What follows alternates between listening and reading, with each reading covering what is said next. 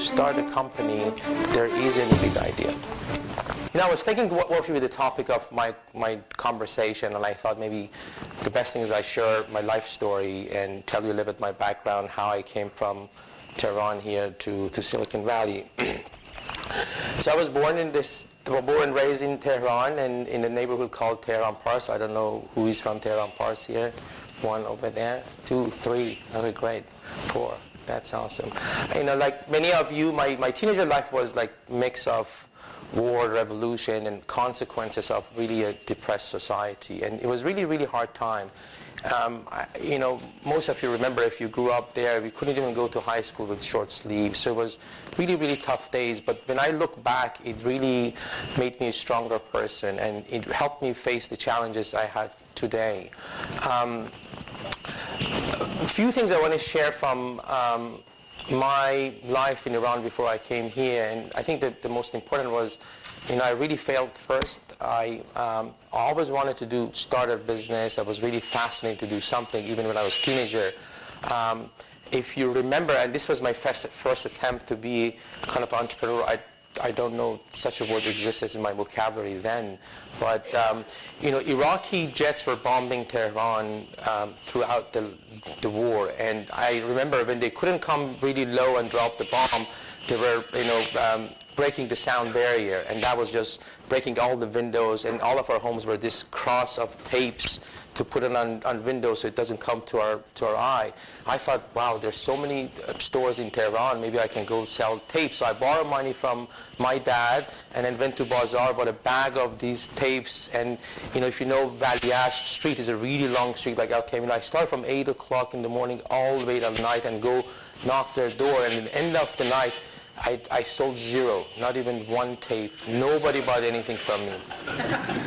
So I came back disappointed, talked to my father, and next day we went to one of these small stores in our neighborhood, and he paid whatever I paid, and that's fine. But I really learned that I tried hard, but I didn't try really hard. Maybe I should have tried another day, another day, another day. So I think I gave up too early.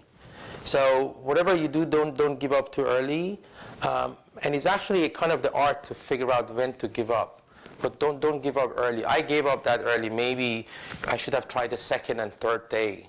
The second thing I learned perhaps from this failure was maybe I should have talked to the owner of this stores before I even buy. Maybe they say, okay, we can buy it. Why are you buying it from you? So the second lesson was talk to your users. Perhaps that's what we said today. And third one, maybe I should have taken one of my friends with me. Maybe the market was there, but maybe I wasn't a good salesperson. So we're saying here just having a co-founder. I think the second big thing is my career was I was a really good soccer player. This is me actually here. So we were champion of Iran. I played for Iran's national team, under 17. But I learned a lot, and the most important thing I learned from soccer is just hope. The game is 90 minutes. For 89 minutes, everything can go wrong, but in 1 minute, you change things. So I really learned through teamwork, respect. Soccer was a big part of it. It is still. And soon after, I started to write for a sports magazine when I was 17. I became really good at it because I spoke German language, and I started to translate, and I got to know how German are doing this. And I became so good at it that they gave me a radio talk show, Friday nights. If you remember, there was a radio talk show, was the Rah Shab Jom Shab. And then I quickly became really popular and famous among the sports fans and media. I interviewed a lot of athletes and world champions and so on. And I covered 3 World Cups. I was talking to Samad now. I'm passionate about it. I go to World Cup. I get this press pass. I go to the locker room of Brazil and so on. Just pretty amazing. I'm planning to go to Brazil also. But that was a big part of it. And after I dropped university, went to Germany, I asked my parents to leave Iran. So they went to Germany with my brother. But after I served in the military. I tell you the reason I didn't leave Iran. I went to military. But I went to Germany. There was a professional soccer club over there. Said you can play and you can go to university. It was a dream for me, just playing soccer and then go to university. And my brother, I don't know if you have seen this محمد آمریکایی بهروز موسیقی movie that he loves to go. So he was like a live example of محمد آمریکایی. He left Iran. He had this American dream to come here, but he was denied visa every month. So for like 3-4 years, he was keep going to Frankfurt, and it was very, very hard. It wasn't like that, and that time was really, really hard to get visa. And one morning, I was there like in Germany, like 3 weeks, and he said, maybe we should go get a visa and you go to USA. And sometimes in life, something won't happen, so you take it easy and you do it. I said, okay, let's do it, because he was just telling me to go. I went over there, and actually the consulate came herself. She was a lady in like mid-30s, and said, explain why you want to go to US. And I said, I want to go watch NBA, NFL, and then this is my press pass, and so on. And she gave me a visa. And she gave me a visa, and then later on I figured out she gave me a visa forever. So journalists have a visa called J, and you can go forever, and you cannot work, but you can stay forever. And it was pretty amazing. I didn't know it. I figured out like 2 years after I came here. I thought all the visas are the same. But honestly, I don't know why I came to US. It was no logic behind it. I spoke German. I couldn't speak any word English. My parents were there. I wanted to play soccer, and I wanted to go to continue my education. Everything was perfect in Germany. I think the only thing I can bring it is just I'll follow my gut. It was just the challenge I want to take. I came here. So I arrived here in March '92 with almost zero, not $700, 2 weeks after. My uncle lived in San Carlos, so I went there. It was hard for me because I couldn't speak the language, and I was really active in Iran. People knew me. I was on radio and TV and so on. And the biggest challenge for me was cultural shock. I grew up in Iran. I remember, when you come here, you go to this adult English school, and I was the very first day I walked in, I saw people eating pizza there. It was just, for me in Iran, you can't even have it with gum. And when teacher came in, I stand up, and everybody was laughing at me. So anyway, that passed, but I think soccer helped me. When I was playing soccer, I thought one day I'd play in World Cup. But soccer helped me to land my first job, and because of my network, I knew the head coach of Iran's national team lived here, Asghar Sharafi. So I called him. He knew me, and I thought, he'd give me a job, and he has an office perhaps. I go work. He said, yeah, you can come here. I have a car wash. You can wash cars. So that was my first job here in San Jose. I didn't have a car, so I bought a car for $750, 5 payments of $150, and I didn't pay the last payment because the car broke. So, and then while I was doing this, but I knew I'm not going to wash cars for the rest of my life. So it was for me no-brainer to take the job. I knew I'm going to do something better. So I took the job with no hesitation. I didn't analyze it. You were a sports writer, now you have to wash cars. I just want to get the life keep going. So I took that job instantly. It was hard, but I did it. Then I met an Iranian businessman that had a yogurt shop in Redwood City. And I went over there. I could speak English by that time. I was going to college, and he gave me a job to work at his place. And at that time, I was going to get married in Iran. I didn't want to ask my father to pay for my wedding, so I was saving every single penny. I was working in this yogurt shop in the morning, and at night I was going to college to study. And I remember I didn't have showers. I was going to the college, in gym over there, take a shower, come back, study to 2 a.m. and open up again. But in order to save money, and this is a really turning point of my life, he had an attic above the yogurt shop, and I said, can I live there? And he said, Pejman, there is no room, there is no air, you can do that, but it's hard. I said, I'll do it.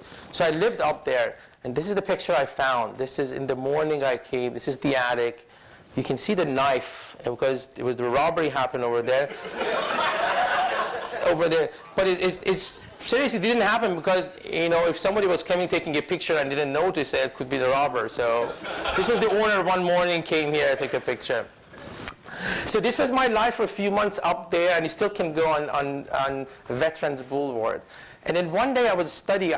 If you remember, at that time was a Persian TV here, Nima TV, and Sundays afternoon I have a small TV, and I saw this ad. It says, Medallion Rug Gallery is hiring, salespeople and so on. So I look at where I live and I look at the gallery and say, wow, this is very nice. So I called. And the gentleman who is late Mr. Amidi, and I really learned so much from him, he interviewed me on the phone and he said, have you sold carpets? I said, no. And he said, have you sold cars, furniture? I said, no. He said, have you sold anything in your life? I said, no. So why did you call then? And then he was going to hang out, and I said, sir, can I say something? He said, yeah. I said, how can you deny somebody that you haven't met? And later on, he said, I really liked what you just didn't give up. So he invited me to go there, and next day he just hired me on the spot. So I joined Medallion Rug Gallery. I created a really passion for the business, and I took it from 4 people in 10 years to 30 people. And Medallion Rug Gallery just became like Cartier of carpets. I really liked the whole concept of retail and grew the business. But what had happened throughout this 10 years, 6, 7 years, from 94 to like 5, 6 years, I realized I'm in the heart of Silicon Valley, and I was really fascinated and stunned by entrepreneurs, people who come with their knowledge, with their creativity, and build a product that millions of users are using it. So I spent a lot of time to know the ecosystem. I teach myself at that time to how the whole thing works. I pay a lot of attention. Who are the playmakers? How do people raise money? And I started to do a lot of networking, and I did a lot of networking events. So I built a really massive network, and I got to know the whole process of starting a company and building a product. But I was attending every single conference. I was going and meet people. It was incredible for me. The learning was just unbelievable. Fast forward in 2000, Amidi family and I, myself, we started Nozad, which is my last name and their last name. You can see it's Amidi and Nozad. And it was a $2 million fund. I saved $200,000. I had everything I put in this, and we started investing in companies. We made so many mistakes, you won't believe it. And we just left and right, we were writing checks here and there. But I learned through the whole process that why this investment doesn't work. And I was very lucky and fortunate to be working with like amazing founders, in particular Andy Rubin. I don't know if you know Andy Rubin or not. He's the founder of Android. So we give the first check to Andy when he started Danger and became Android later on. I really witnessed how an amazing founder works, how he thinks, how he faces challenges, how he hires and fires. So for me, the bar of qualifying an entrepreneur went really high early on. And the rest of it for me was pattern recognition. Really get to know the founders, what they do. So fast forward today, so I've invested in over 100 startups. As Julia says, over $10 billion and keep going up. It's interesting, 1/5 of these companies founders of Iranian, so I take a lot of pride, like Zeus, Dropbox, and many other SoundHound. It's incredible that the Iranian American founders, how good they are. I learned a lot. I think, the most important thing is every single day I wake up and meet entrepreneurs, I learned so much from them. So you guys inspire me, your dedication, your creativity, your hard work. So thanks for being out there. I couldn't be here without you guys. So I want to thank you so much. But one thing I learned, that entrepreneurs make mistakes. And I feel there's one big mistake they do, but I want to open it up. What do you think what is the biggest mistakes entrepreneurs do very early on? Any comment? Well, they spread themselves off. They did plan a lot of things. They want to do everything at the same time. Very good. Not focusing. Very good. Love their Something product. that is no marketing for. Very good. Love their product. Love their product? That's very good. Raise money too early. That's very good. Giving up too early. Very good. Not user testing. These are awesome. Well, I have one. This is kind of a 30,000 feet. All what you said is just exactly what I tell entrepreneurs every day. This is fantastic. But I believe in one thing. I think there is no big idea. This might surprise you, but I don't think when you start a company, there is any big idea. People think they should start a company and chase big ideas, and they misdirect themselves. If you look at history, look at Google, Facebook, eBay. None of them started on big ideas. And I want you to really think about it, because people think entrepreneurship, building companies, is all about finding big ideas and solving it. But what you should do, you should solve a real problem. And if this problem is closer to your heart, the chance of building a product that millions of users use it is a lot. So you should look around, see what can you make it a little bit better.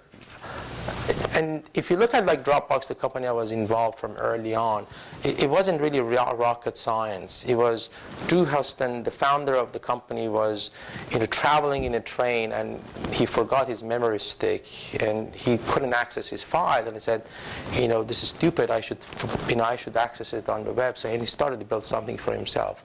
It's same thing with other companies like Google or Yahoo. And I'm going to have an example of the Yahoo, how Yahoo started it.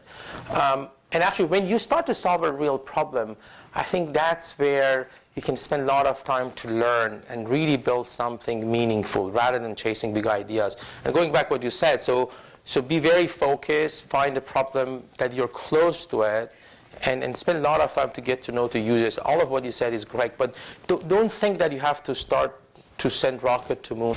And if you find that problem, I think there are 3 different products you can build. You either making candy or vitamin and aspirin. If you make candy, it's a really, really hard sell. The chance of making M&Ms is really low. Sometimes people eat candy, sometimes not. But think about what you're building. Is it candy or is it vitamin? It's good to have.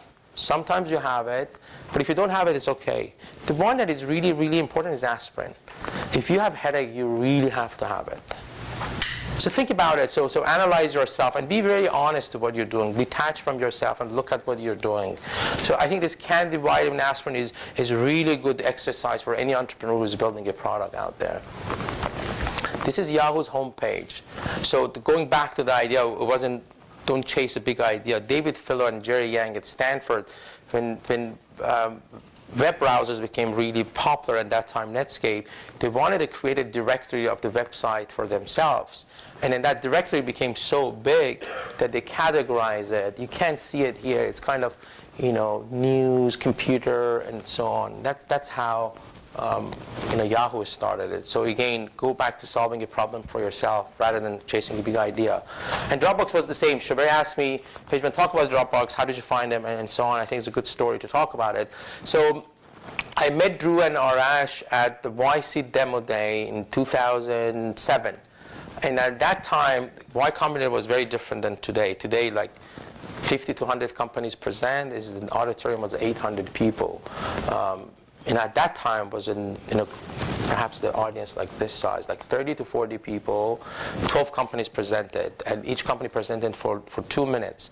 So I really liked how they presented. It was so simple, and I had the same problem also. At that time, everybody was thinking, okay, Google has a product, Microsoft has it, why you guys are doing it? But it was really their approach of solving a massive problem and build a product that really worked. So I approached Arash and Drew, so obviously I figured out this guy should be Iranian. I say hello and we talk, and Arash barely can speak Farsi. I invited him to Persian Tea next day to the Rock Gallery, so I did with this Persian schmoozing and talked to them. And I felt these guys are up to something really, really big. And I met them Tuesday, I invited them Wednesday, and I have a really close relationship with Sequoia Capital. I called Doug Leone, and I said, Doug, I met these 2 really young guys. I think you guys should meet them.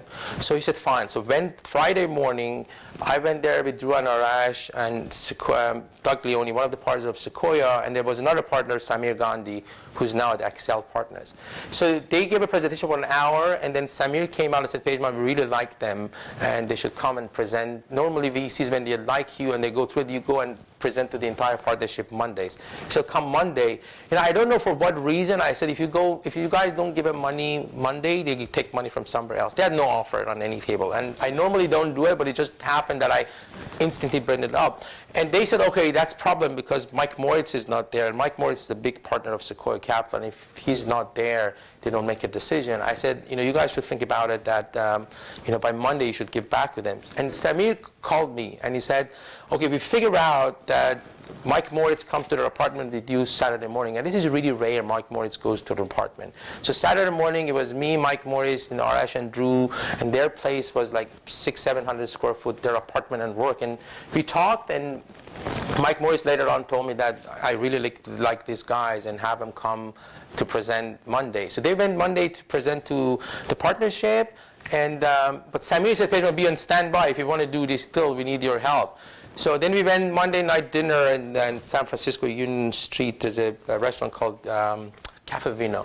So the dinner took like 4 hours because these guys want to raise $250,000. Sequoia want to put $1 million. And I didn't want to deal, break apart. So at the end of on the piece of paper, we agreed to $1.2 million seed round. And Nozad invested a big chunk amount. And the rest of it history, like 20 million users, 80,000 square foot, and just growing really, really fast over there. But for me, was really Arash and Drew was the key things. It wasn't rocket science. The sharing 5 wasn't something new, but it was a real problem I had, many people had, and these guys had a great approach. A few things I want to share with you. I think if you're taking this journey, don't be afraid of taking big risks. Often really big opportunities looks really crazy early on, but stick to your gut, and you might be right. I believe all of you are here because you think you can make a difference. That's why you're here Saturday morning. So if you're taking this journey, aim really high. Really, really high. Just don't settle for small money. This is a really bumpy road. Being an entrepreneur is an emotional roller coaster, but you have to be ready. But I promise you, this is the best thing you can do in your life. The journey, the experience, the impact you're making is really priceless. And that has nothing to do with the financial outcome. I think if you're following trends, you're not innovating. So don't try to make Dropbox a little bit better, or don't do this for that. Just be original. Follow your heart and find a real problem that you should solve. I as an investor, if there's a trend, it's too late to invest. If people said this space is really hot, it's already not. If people know it is not hot anymore. I'm an investor, but I don't know what is next. You guys know. So don't rely on your investor to tell you what is next. I think good investors are the ones who support great entrepreneurs. They can share advice, but they don't know what is next. If they know, they start themselves. If they're saying anything else, they're lying. And this is very important because I think often people confuse vision with their interim goal. Vision is, let me say interim goal. So people often, they think they have a goal, they have a vision, but normally they want to raise $1 million or they want to sell the company in 18 months. That's not the vision. The vision is if you have $50 million today in the bank and you have all the engineers you want in the world in your office, what will happen in 5 years? That's the vision you should have. So don't sacrifice your vision with interim goals. It's very, very important. I was going to talk about this, but I think it's too much. So I can share these things later on with you. I want to leave end up my talk with, I believe you can, and you're halfway there from Theodore Roosevelt. It happened for me. I turned my life upside down from being in this attic and being on the cover of Forbes. I believe you guys can do. Thank you very much.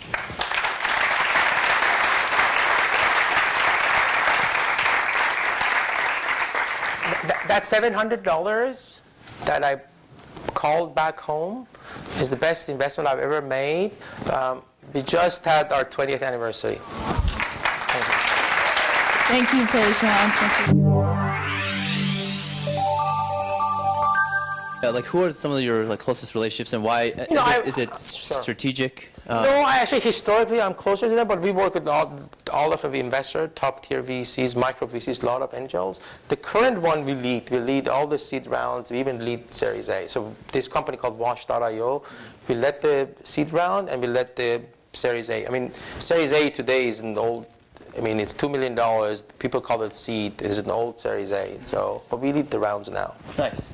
And then, so you've also discussed investing in a lot of Persians, like this gentleman from Carnegie Mellon and others. What is it that you see in our culture that's actually been, advantageous? Like, what is it that our co-founders and founders of startups have that maybe others like intrigues you? You know, a few things. I think we as Iranian and Persian, we strive to be successful, so we have that really will in us, in all of us here. Being immigrant, I think you all want to achieve something really big.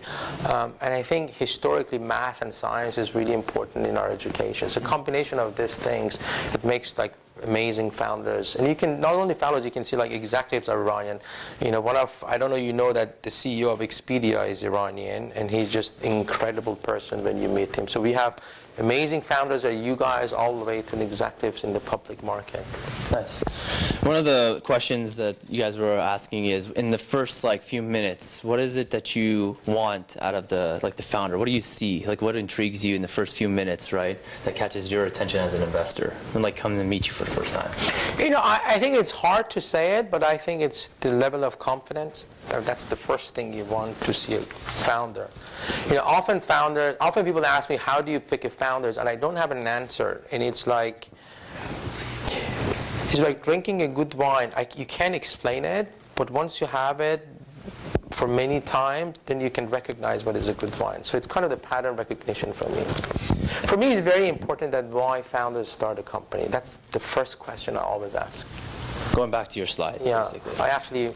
He helped me. What was your name? Nima. So I was lost, and I'm glad that I had an entrepreneur said, no, you should go here. And I said, Nima, what do you do? And he said, I do this. And I said, why are you doing it? He says, I love cooking. So it's very important for me, what is the background? Normally, I haven't seen a big company that people say, okay, let's get together and start a company. That doesn't happen. It always starts with something you're passionate about you do. Yep.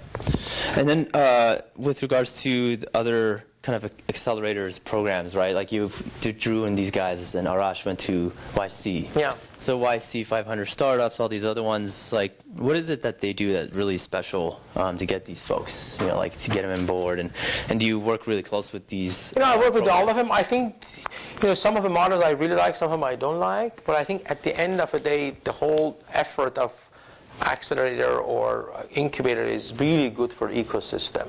So at the end of the day, people learn even through failure. So I think it's just fantastic what people do, what Pejman is doing in SGSV and Plug and Play is doing. It's pretty amazing, the infrastructure they're building for entrepreneurs. It's basically like another university type feel, but for, like, I call it the professional university, Silicon Valley. It's like it's like a lab. You're hanging out, you're working, you test and you fail, but hopefully succeed, obviously. No, I always think this is like Hollywood. It's like talent agency. So, but you know, just having Brad Pitt doesn't mean you have a good movie. You have a director. You have to other people you should come. So when you look at a company, you have a star, but you need the infrastructure behind it. And I think, you know, incubator play a big role. There's a good question here. How open should entrepreneurs be about discussing their ideas to peers and potential advisor investors? I think that'd be as open as possible. Ideas is cheap, and execution is really, really hard. So don't be afraid to talk to other people. People don't steal your ideas. So any open questions? What was the biggest mistake that you made which taught you a very valuable lesson? You know, in the early days, I didn't pay attention to the chemistry between teams. And it's very, very important. I think for me today is very important when you have a team or the co-founders, there's a history behind it. It's easier, the product doesn't work, you change your direction. It's very hard that the team cannot work together. Then it's almost you don't have any solution for it. So for me now, if you're saying, Pejman, I'm starting this with Ara, then we play basketball high school, we went to the same university, or it's really good sign for me. Versus if you say, oh, this was a recommendation, we met two weeks ago and we're starting company. Still might work, but for me, it's a question mark. And the second biggest mistake I ever made financially, at that dinner, I wanted to put $200,000 in Dropbox. You know, Samir convinced me to put 125. So, Mohammed? Kennedy might have been aspirin model as a thinking exercise. What would you put Facebook? So to repeat the questions, the vitamin. I think it was an aspirin. I think Zuckerberg wanted to get connected to girls. Seriously, I think that's how he started it. If anybody else telling you something else is not true, he didn't build the biggest social network in the world. He was a geek, couldn't talk to girls and so on, and he built this. I think it's an aspirin, isn't it? Sometimes, you know, It was a candy that became aspirin. yeah, but well, no, I actually think it was an aspirin. I really think it was a really big need for himself to build that. And it grew from there. He was so smart to figure out that it has much more leg than just being connecting boys and girls. It's better to make a candy-coated aspirin. Yes, or you get diabetes. I think we had a question right here, right? And I'll go with you after. Who do you think is going to win the World Cup? Germany. Wow. I have two quick questions to wrap up. One is, where do you see the startup and the Silicon Valley market going, right? Do you see it stagnant? Like, for example, I spoke with Google Ventures this last week, and they think another big wave of startups and big companies are coming. We just don't see it. What's your thoughts on that? No, I think this is just the beginning. I think internet has corrected itself. You know, if you look at it, like last 10 years, like less than 10 years, there have been $200 billion IPO. Only companies from Silicon Valley. That's LinkedIn, you know, Facebook, now Twitter and other companies. So I believe in the last 20 years, technology has disrupted the previous 200 years industries. Next 5 years, technology will disrupt the last 20 years. And I think Dropbox was just the pioneer of that. People were doing file sharing. They came and changed it. And I think you'll see this going forward now. Things was built 20 years ago, in the last 20 years, and the new company are thinking of how can we make it better. So that's where you want to probably pitch to Pejman. And last but not least, what is probably the one key advice you want to give to like a community like ours, if you had to choose one, right? You know, you mean the Iranian American Yeah, entrepreneurs? like you were telling the gentleman, like, when should I drop my job and do an entrepreneur, like just do it now? Like what entrepreneur-minded or what specific? You know, I think everybody in this room is smart enough to get a 9-to-5 job. If you want to be an entrepreneur, it's really hard. But if you're doing it, take big risks and, you know, don't give up and, you know, aim really high.